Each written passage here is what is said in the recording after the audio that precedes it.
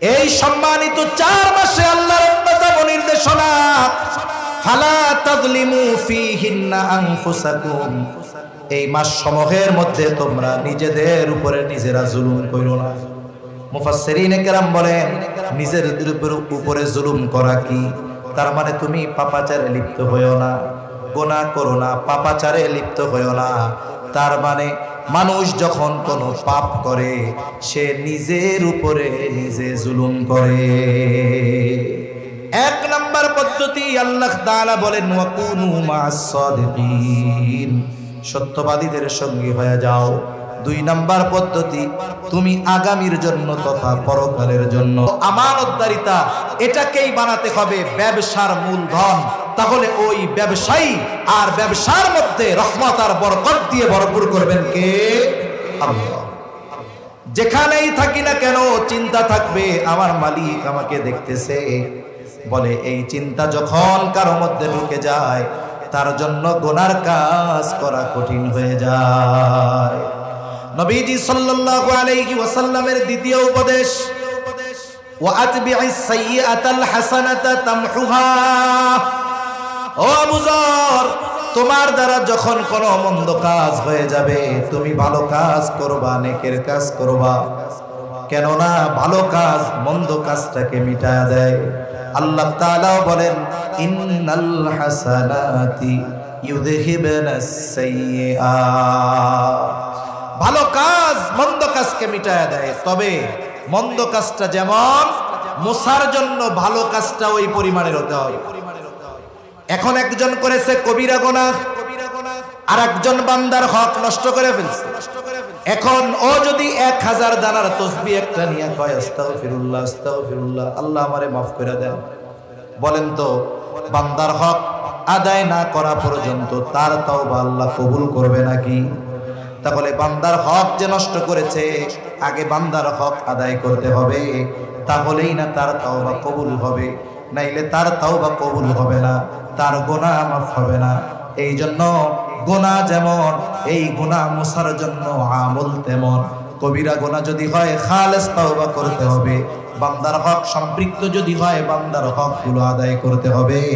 ছোট ছোট অন্যায় যদি হয় ওটাও মাফ চেয়ে নিতে হবে। কারণ দুনিয়াতে কেউ যদি কারোর সাথে অসৎ আচরণ করে, একজন মুরব্বী তার সাথে আমার ভালো আচরণ করতে হবে, এটা তার হক। এখন আমি তার সাথে মন্দ আচরণ করলাম, তার কাছে আমি ক্ষমাও চাই নাই, তার কাছে মাফও চাই নাই, সে মাফও করে নাই, কি হবে তাইলে?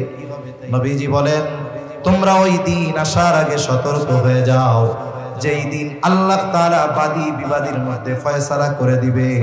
যদি দুনিয়াতে কেউ কাউকে কথার দ্বারাও একটা কষ্ট দিয়ে থাকো মাফ চেয়ে নাও, কারণ ওই বিষয়টার ফয়সালাও কিয়ামতের দিন যিনি করবেন তিনি কে? এজন্য যত ছোট মন্দ কাজ হোক আমরা মাফ চেয়ে নিব, যার সাথে হবে তার সাথে।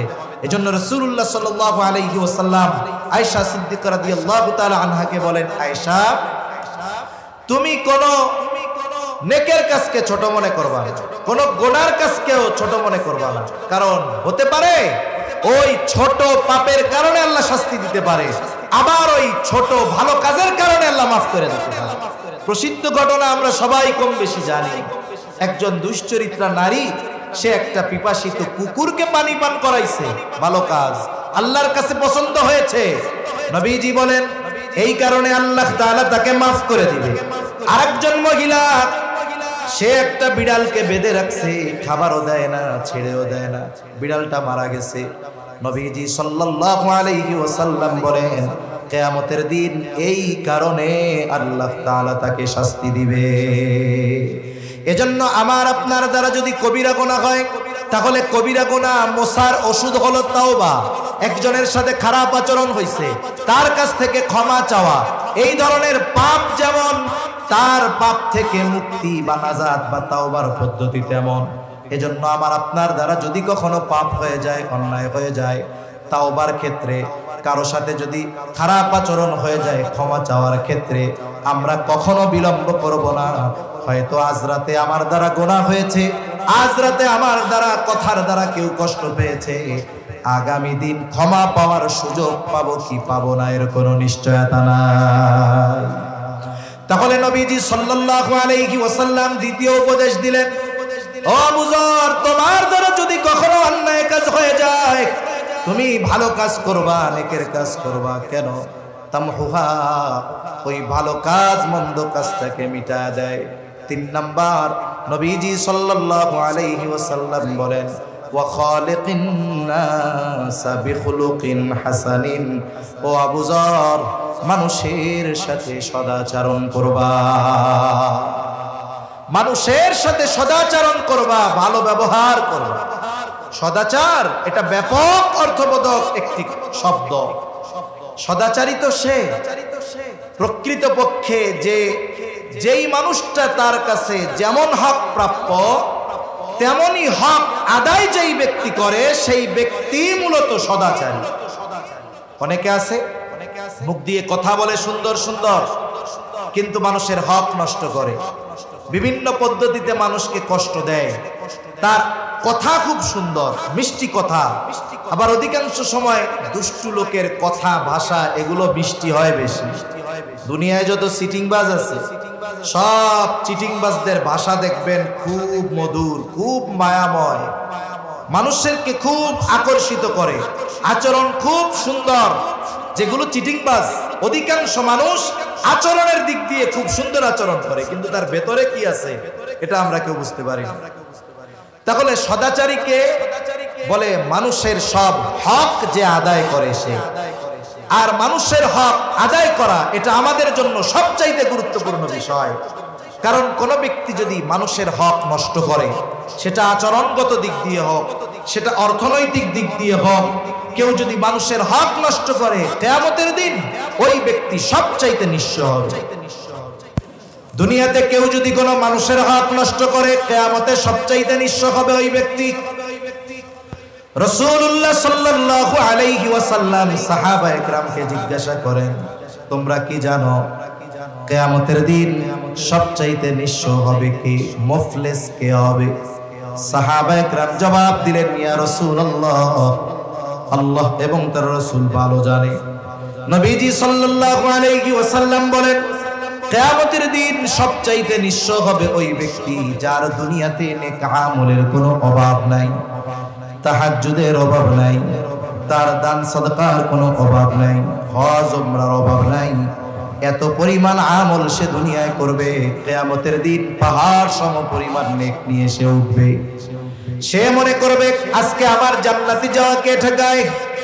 কিন্তু আফসোস, ওই ব্যক্তি দুনিয়ায় মানুষের হক নষ্ট করত, কারো সম্পদ কেড়ে নেওয়ার মাধ্যমে, কারো উপরে জুলুম করার মাধ্যমে, কাউকে কথার মাধ্যমে, কাউকে হাতের মাধ্যমে। ক্ষমতাধর ছিল, প্রভাবশালী ছিল, নেক আমল করেছে, কিন্তু বান্দার হক নষ্ট করেছে। ওই লোকটা জান্নাতে যাওয়ার অনুমতি পাওয়ার পূর্বে আল্লাহ তাআলার কাছে দুনিয়ায় যাদের উপরে সে জুলুম করেছে ওই মানুষগুলো আল্লাহর আদালতে ওই ব্যক্তির ব্যাপারে অভিযোগ দায়ের করবে, আল্লাহর কাছে বিচার প্রার্থনা করবে। আল্লাহ জিজ্ঞাসা করবে, ওরা যে অভিযোগ দিল সত্য? মিথ্যা বলার কোনো উপায় নাই। সে বলবে হ্যাঁ সত্য। আল্লাহ বলবে তাইলে হক আদায় করে দাও। দুনিয়ার লেনদেন, টাকা পয়সা, ডলার এগুলো দিয়ে হয়, কিয়ামতের দিনের লেনদেন হবে নেকি আর গুনাহ দিয়া। বলে যার কাছে নেকি সে ধনী, যার নেকি নাই সে গরিব। এইবার ওই ব্যক্তি বলবে, আল্লাহ এ তো দুনিয়া না, দুনিয়া হলে সম্পদ যা নিয়েছি বহুগুণ প্রয়োজনে তাকে দিয়ে দিতাম। এবার বাদী বলবে, আল্লাহ আমার তো এখন সম্পদ দরকার নাই, আমার হক সে তার নেকির দ্বারা আদায় করে দি। হয়তো দুনিয়ায় নিছিল ৫,০০০ টাকা, ও এবার বলবে, আল্লাহ দুনিয়ার ওই ৫,০০০ টাকা যদি শোধ করতে হয় তাহলে ওই ৫টা হজের সওয়াব আমার দেওয়া লাগবে। কিছু করার আছে? কিছু করার নাই। দাবি অনুযায়ী দিতে হবে, হক আদায় করতে হবে। একের পর এক মানুষের হক আদায় করতে করতে পাহাড় পরিমাণ নেক শেষ, কিচ্ছু নাই। লোকটা হতাশায় আল্লাহ তাআলার কাছে বলবে, আল্লাহ সব নেকি শেষ, এখনো তো অভিযোগকারীর সিরিয়াল লম্বা। অভিযোগকারীরা বলবে, আল্লাহ নেকি নাই, তাতে কি আমাদের গুনাহগুলো নিয়ে আমাদের হালকা বানায়া দিই। এতক্ষণ নেকি দিয়া হক আদায় করা লাগছে, এখন গুনাহ নিয়ে হক আদায় করতে হবে। পাহাড় পরিমাণ গুনাহর মালিক সে হয়ে যাবে। নবীজি বলেন কিয়ামতের দিন সবচাইতে নিঃস্ব হবে ওই ব্যক্তি যার দুনিয়ায় নেক আমলের অভাব ছিল না, কিন্তু দুনিয়ায় সে মানুষের হক নষ্ট করত। এজন্য প্রকৃতপক্ষে সদাচরণকারী হলো সে যে মানুষের হক আদায় করে, যার সাথে যেমন হক তেমনটা সে আদায় করে।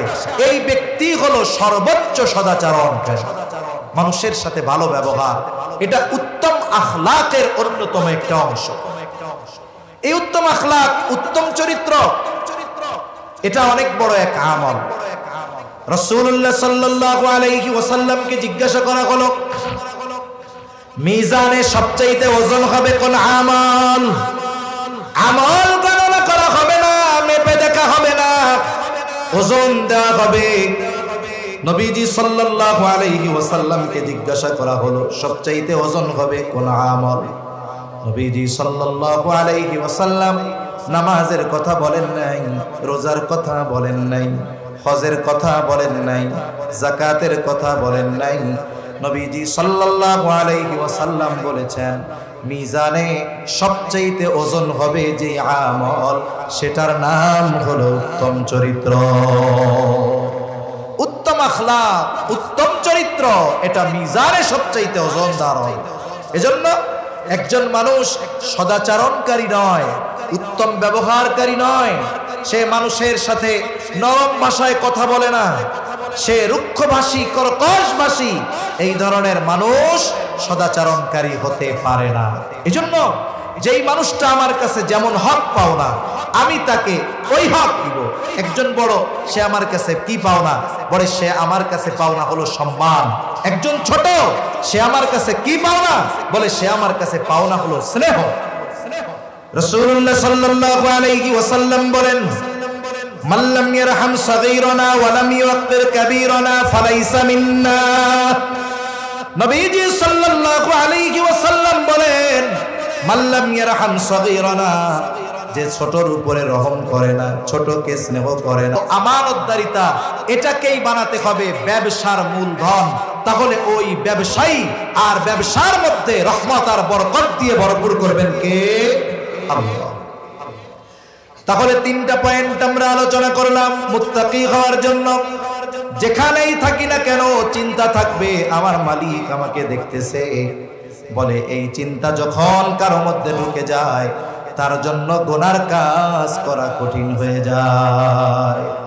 নবীজি সাল্লাল্লাহু আলাইহি ওয়াসাল্লামের দ্বিতীয় উপদেশ, ওয়া আতবি'is সাইয়্যাতাল হাসানাতা তামহুহা। ও আবু যর, তোমার দ্বারা যখন কোনো মন্দ কাজ হয়ে যাবে, তুমি ভালো কাজ করবা, নেকের কাজ করবা। কেননা ভালো কাজ মন্দ কাজটাকে মিটায়া দেয়। আল্লাহ তাআলা বলেন, ইন্নাল হাসানাতি ইউযহিবুনাস সাইয়্যাত। ভালো কাজ মন্দ কাজকে মিটায়া দেয়। তবে মন্দ কাজটা যেমন মুসার জন্য ভালো কাজটা ওই পরিমাণের হতে হবে। এখন একজন করেছে কবিরা গুনাহ, আর একজন বান্দার হক নষ্ট করে ফেলছে। এখন ও যদি 1000 দানার তসবিহ একটা নিয়ে কয় আস্তাগফিরুল্লাহ আস্তাগফিরুল্লাহ, আল্লাহ আমারে মাফ করে দেন, বলেন তো বান্দার হক আদায় না করা পর্যন্ত তার তাওবা আল্লাহ কবুল করবে নাকি? তাহলে বান্দার হক যে নষ্ট করেছে, আগে বান্দার হক আদায় করতে হবে, তাহলেই না তার তাওবা কবুল হবে। নাইলে তার তাওবা কবুল হবে না, তার গুনাহ মাফ হবে না। এই জন্য গুনাহ যেমন, এই গুনাহ মুছার জন্য আমল তেমন।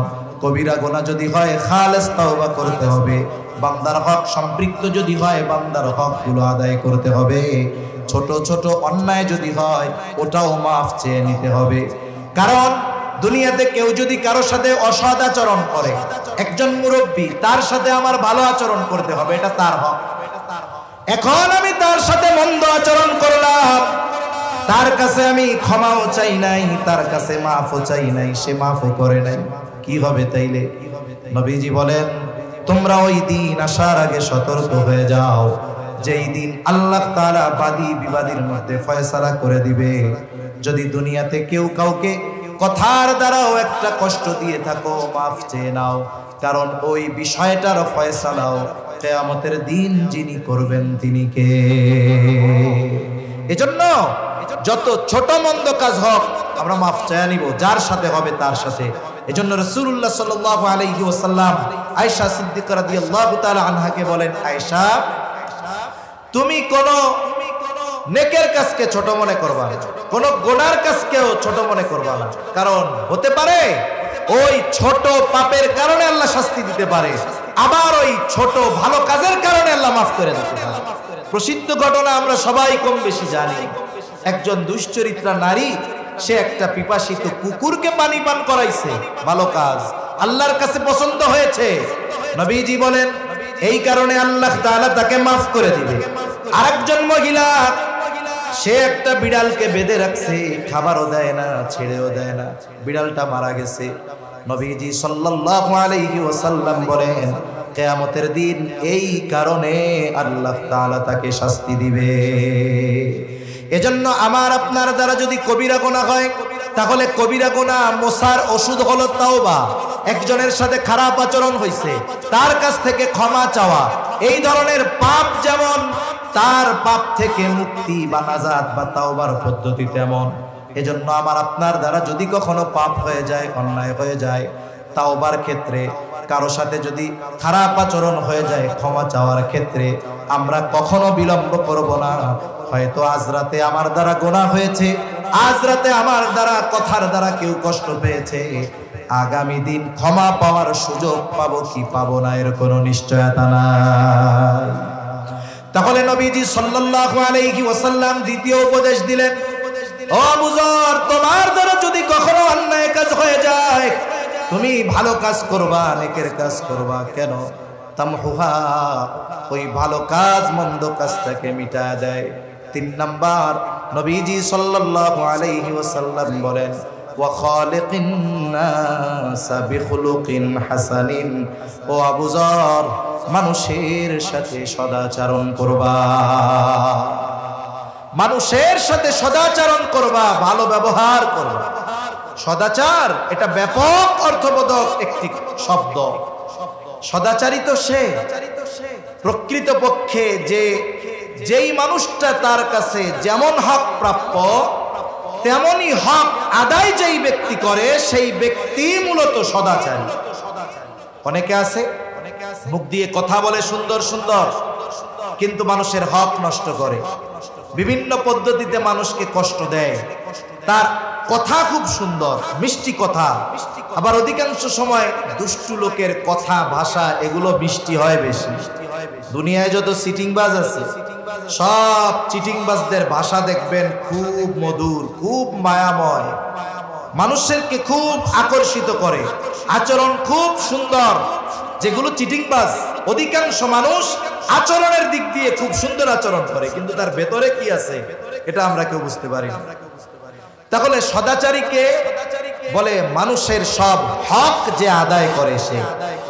আর মানুষের হক আদায় করা এটা আমাদের জন্য সবচাইতে গুরুত্বপূর্ণ বিষয়। কারণ কোন ব্যক্তি যদি মানুষের হক নষ্ট করে, সেটা আচরণগত দিক দিয়ে হোক, সেটা অর্থনৈতিক দিক দিয়ে হোক, কেউ যদি মানুষের হক নষ্ট করে, কিয়ামতের দিন ওই ব্যক্তি সবচাইতে নিঃস্ব হবে। দুনিয়াতে কেউ যদি কোনো মানুষের হক নষ্ট করে, কিয়ামতে সবচাইতে নিঃস্ব হবে ওই ব্যক্তি। রাসূলুল্লাহ সাল্লাল্লাহু আলাইহি ওয়াসাল্লাম সাহাবায়ে কেরামকে জিজ্ঞাসা করেন, তোমরা কি জানো কিয়ামতের দিন সবচাইতে নিঃস্ব হবে কি, মুফলিস কে হবে? সাহাবায়ে কেরাম জবাব দিলেন, ইয়া রাসূলুল্লাহ, আল্লাহ এবং তার রাসূল ভালো জানে। নবীজি সাল্লাল্লাহু আলাইহি ওয়াসাল্লাম বলেন, কিয়ামতের দিন সবচাইতে নিঃস্ব হবে ওই ব্যক্তি যার দুনিয়াতে নেক আমলের কোনো অভাব নাই, তাহাজ্জুদের অভাব নাই, তার দান সাদকার কোনো অভাব নাই, হজ উমরার অভাব নাই। এত পরিমাণ আমল সে দুনিয়ায় করবে, কিয়ামতের দিন পাহাড় সম পরিমাণ নেক নিয়ে সে উঠবে। সে মনে করবে আজকে আমার জান্নাতে যাওয়া কে ঠেকায়।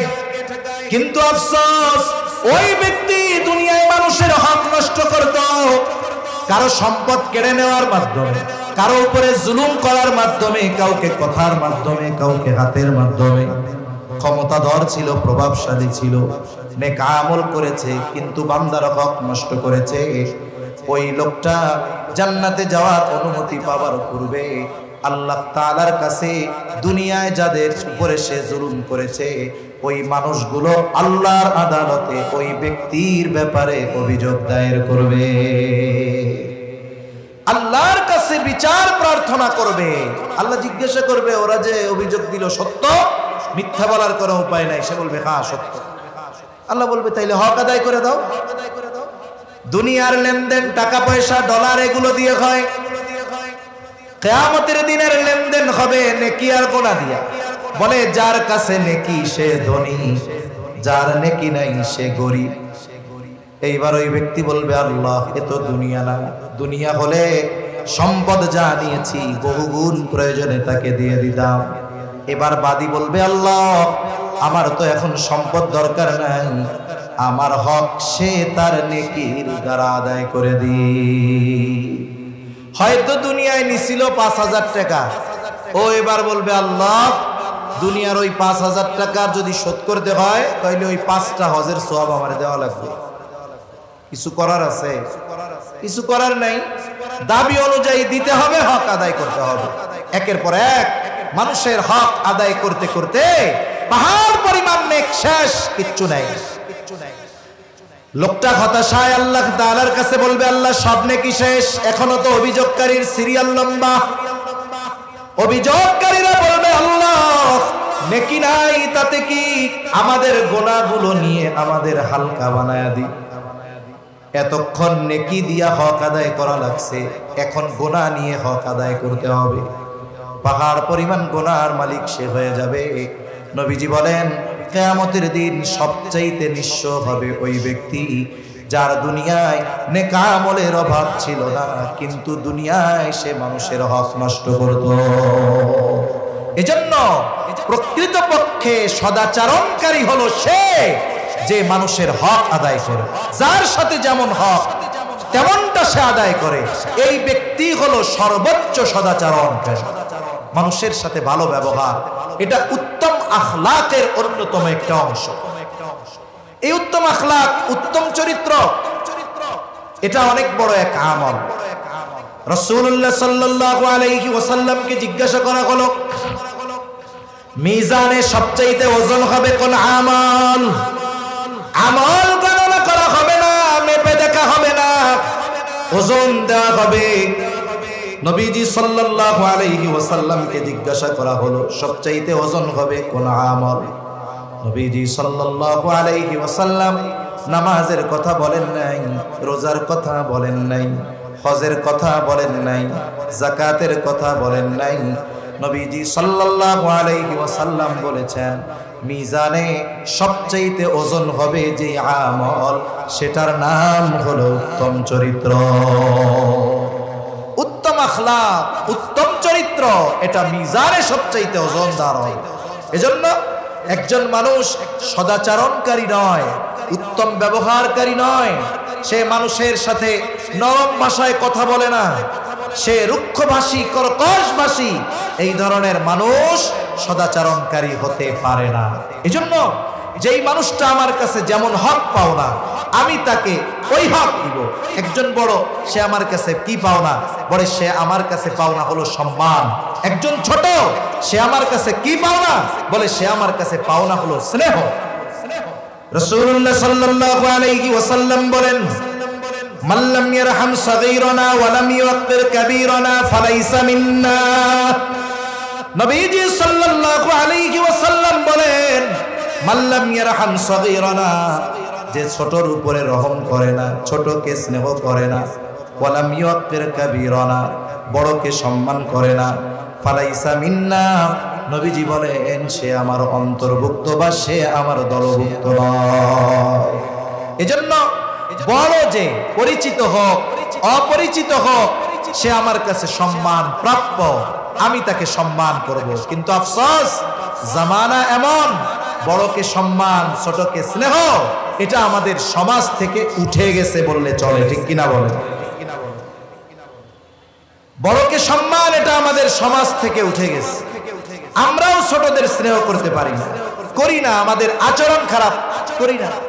আমাদের এক উস্তাদ বলতেন, নবীজি এখানে আগে বলছেন মাল্লাম ইয়ারহাম সগীরানা, যে ছোটকে রহম করে না, ওয়ালাম ইয়াক্কির কাবীরানা, বড়কে স্নেহ করে না। উনি ওনার ভাষায় বলতেন, বাস্তবতা হলো এই রকম, যেই বড় ছোটকে স্নেহ করে না, ওই বড়কেও ছোটরা সম্মান করে না। এজন্য আমাদের ছোটদের স্নেহ করা দরকার, ছোটদেরকে মহব্বত করা দরকার, তাহলে ওরাও বড়দেরকে সম্মান করবে, মহব্বত করবে। মা বাবার হক আছে, মা বাবার সাথে সদাচরণকারী কি? মা বাবার যেই হক ইসলাম নির্ধারণ করেছে, এই হক আদায় করা। মা বাবার সাথে সদাচরণ মানে ইসলাম মা বাবার যেই হকগুলো সাব্যস্ত করেছে, এই হকগুলো আদায় করা। ওই হক আদায় করে না, কিন্তু সে অনেক ইবাদত করে, সে বাস্তবিক অর্থে সদাচরণকারী হতে পারে না।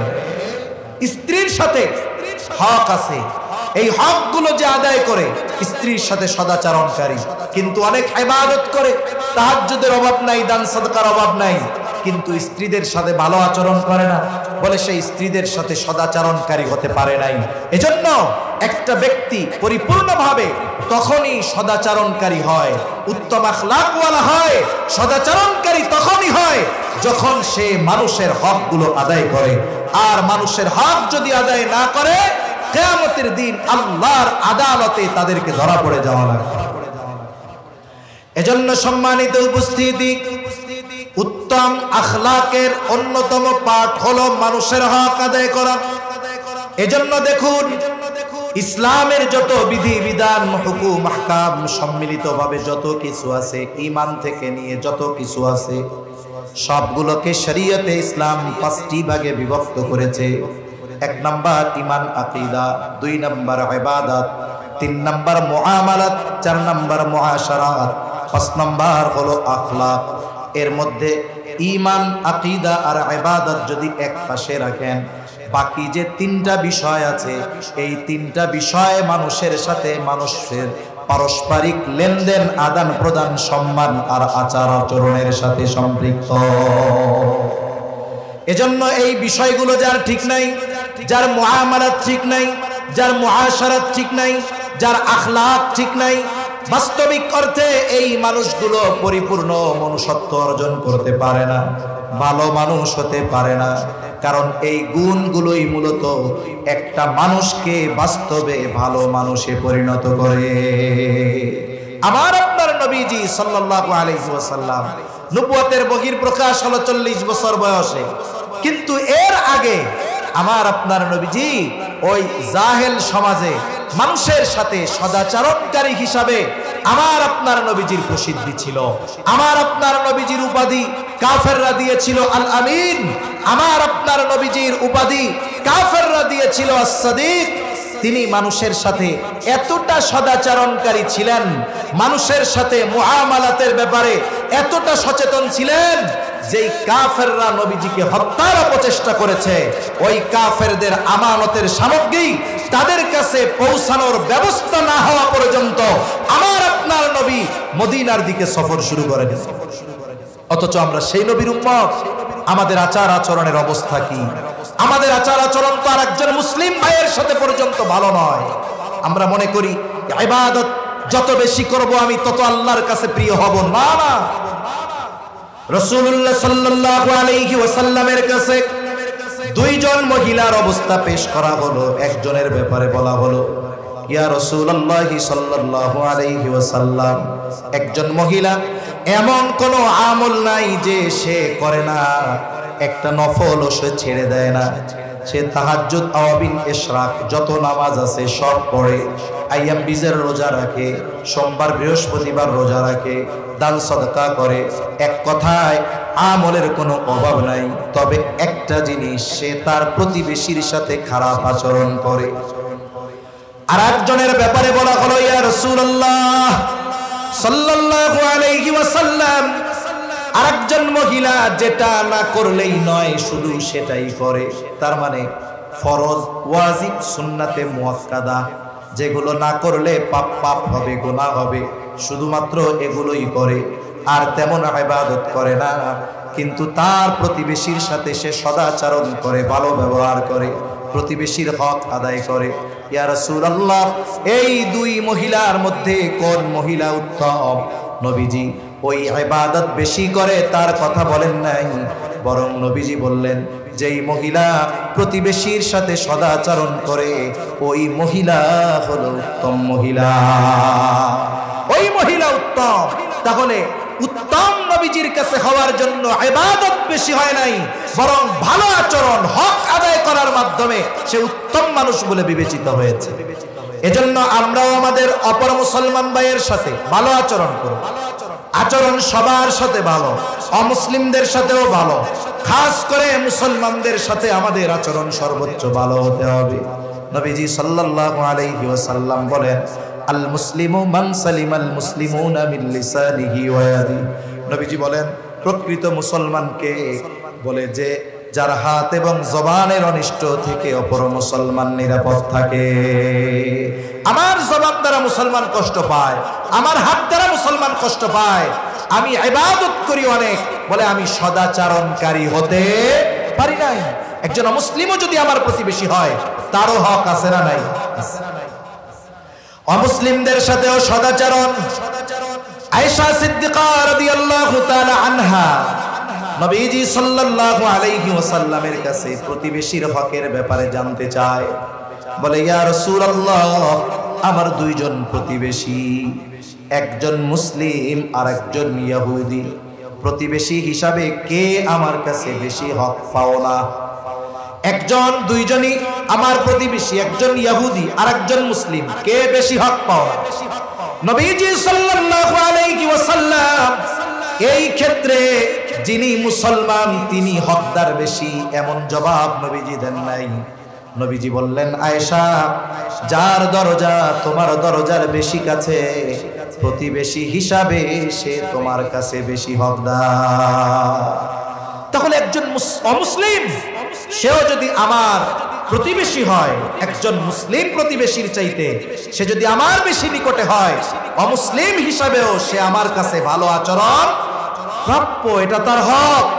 ইসলাম এত সুন্দর সদালাপ সদাচরণ আমাদেরকে শিখিয়েছে, কিন্তু আফসোস যেই ইসলাম এত সুন্দর আখলাকের শিক্ষা দিল, ভালো আচরণের শিক্ষা দিল, আমরা সেই শিক্ষা গ্রহণ করতে পারলাম না। আমরা কি করি? আমরা এক মুসলমান আর এক মুসলমানের বকা দেই, আমরা এক মুসলমান আর এক মুসলমানের ক্ষতি করার জন্য যত ধরনের কাজ আছে করি, আমরা এক মুসলমান আর এক মুসলমানের গীবত করি, আমরা আর এক মুসলমান আর এক মুসলমানের দোষ না থাকলেও ওই দোষটা তার উপরে চাপায় দেই, অপবাদ দেই। অথচ একজন মুসলমানের জান, মাল, সম্মান, রক্ত সব আমার কাছে সম্মানের বস্তু থাকার কথা ছিল, ঠিক কিনা বলেন? কিন্তু আফসোস আজকে এই সদাচরণ, এই উত্তম আখলাক, উত্তম চরিত্র আমাদের থেকে দূরে চলে গেছে। এজন্য আমরা আজকে এই মুসিবতের মধ্যে আছি, আমরা আর কষ্টের মধ্যে আছি।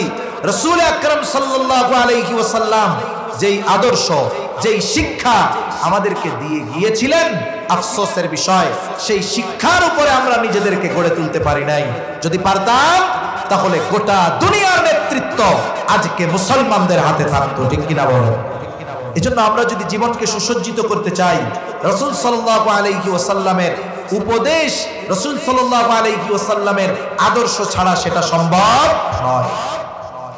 এজন্য সম্মানিত উপস্থিতি, নবীজি সাল্লাল্লাহু আলাইহি ওয়াসাল্লামের হযরত আবু যর রাদিয়াল্লাহু তাআলা আনহুকে করা এই গুরুত্বপূর্ণ তিনটা উপদেশ, এটার মধ্যে তিন ধরনের হক নিহিত আছে। কয় ধরনের? জোরে কন, আরো জোরে বলেন, কয় ধরনের? সাধারণত হক তিন ধরনের হয়। বলতে পারেন, হুজুর আমরা তো শুনেছি আল্লাহর হক আর বান্দার হক, আপনি আবার তিন ধরনের হকের কথা কেমনে বলেন? বলে, হ্যাঁ, এর মধ্যে একটা আছে 2 in 1। 1 নাম্বার আল্লাহর হক, 2 নাম্বার বান্দার নিজের উপরে নিজের হক, 3 নাম্বার মানুষের হক। এই তিনটা হকের কথা আল্লাহর নবী এখানে শিক্ষা দিয়েছেন। 1 নাম্বার আল্লাহর হক কি? বলে তারই ইবাদত করবে, তার সাথে শিরিক করবে না। ইবাদত একমাত্র তারই করতে হবে, তার সাথে কারো শিরিক করা যাবে না, এটা আল্লাহর হক।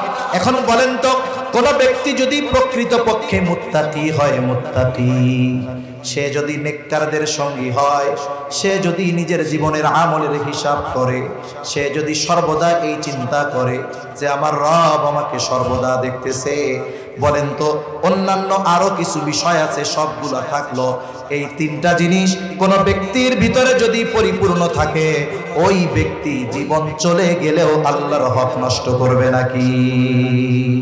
জোরে বলেন, করবে? সে জীবন চলে যাবে, আল্লাহর হক নষ্ট করবে না। 2 নাম্বার বলে বান্দার নিজের উপরে নিজের হক কি? বলে নিজের উপরে বান্দা নিজেও জুলুম করে। আমরা অনেক সময় মনে করি একজন মানুষ মনে হয় আরেকজনের উপরেই শুধু জুলুম করে। আসলে বিষয়টা এমন নয়। মানুষ যেমন অপর মানুষের উপরে জুলুম করে, অনুরূপভাবে মানুষ নিজে নিজের উপরে জুলুম করে। যেমন আল্লাহ তাআলা কোরআনুল কারীমের মধ্যে জানাইছেন, আসমান জমিন সৃষ্টি থেকে মাস হইল 12টা। কয়টা? জোরে কোন, আরো জোরে বলেন কয়টা? আরে আমি এতক্ষণ ধরে কইতাছি, আমি চিল্লাই, আপনারা কোন না কেন? ঘুম আসতেছে নাকি? তাকবীর দেন, নারায়ে তাকবীর। আরো জোরে, নারায়ে তাকবীর। মাস কয়টা? এর মধ্যে 4টা মাস কি? আরবাআতুন হুরুম, 4টি মাস সম্মানিত মাস। এই 4টি মাস সম্মানিত মাসে আল্লাহ তাআলার গুরুত্বপূর্ণ যে নির্দেশনা, ফালা তাযলিমু ফীহিন্না আনফুসাকুম, এই সম্মানিত 4 মাসে আল্লাহর অন্যতম নির্দেশনা, ফালা তাযলিমু ফীহিন্না আনফুসাকুম, এই মাস সমূহের মধ্যে তোমরা নিজেদের উপরে নিজেরা জুলুম করো না।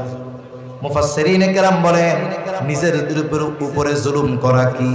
তার মানে তুমি পাপাচারে লিপ্ত হইও না, গুনাহ করো না, পাপাচারে লিপ্ত হইও না। তার মানে মানুষ যখন কোনো পাপ করে, সে নিজের উপরে নিজে জুলুম করে।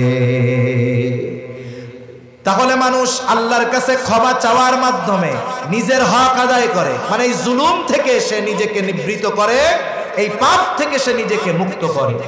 নবীজির দ্বিতীয় নসিহতের মধ্যে মানুষের নিজের উপরে নিজের হকের কথা নবীজি বলেছেন, ফালা তাযলিমু ফীহিন্না আনফুসাকুম।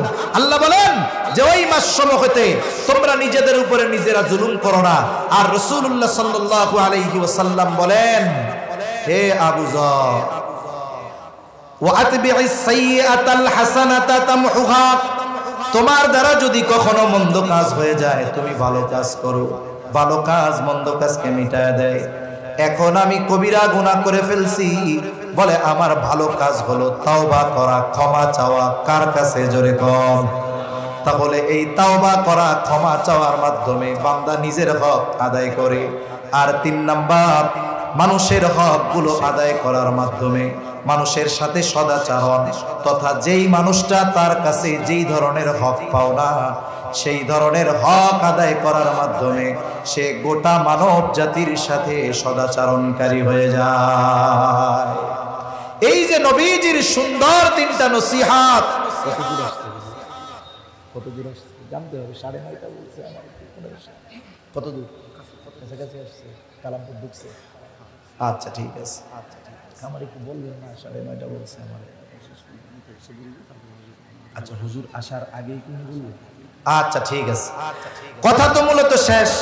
আলহামদুলিল্লাহ, আমাদের আজকের অন্যতম আকর্ষণ আমার খুব শ্রদ্ধেয় বড় ভাই, খুব স্নেহ করে আমাকে, আল্লামা হাসান জামিল সাহেব দামাত বারাকাতুহুমুল আলিয়া।